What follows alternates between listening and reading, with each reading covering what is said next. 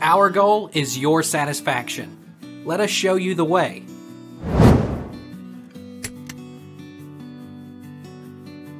Can you boil ham day before roasting?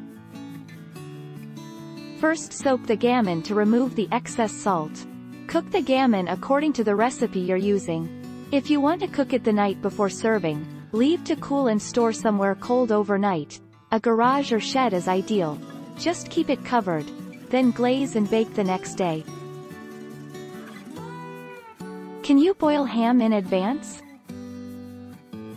The ham is already cooked. It's cooked for a couple of hours on a low temperature, and cook time precision isn't that important. You know it's done just by looking at it. No thermometer needed. You can make ahead days in advance. And should I soak my ham before cooking? When preparing an uncooked country ham, it must be washed and soaked before cooking, since these hams are dry salt cured. Country hams should be soaked 12 to 24 hours. Soak a genuine Smithfield ham for 24 to 36 hours. The length of soaking time is important and should be influenced by your taste for salt. Take our lead. Let's help you make your mark.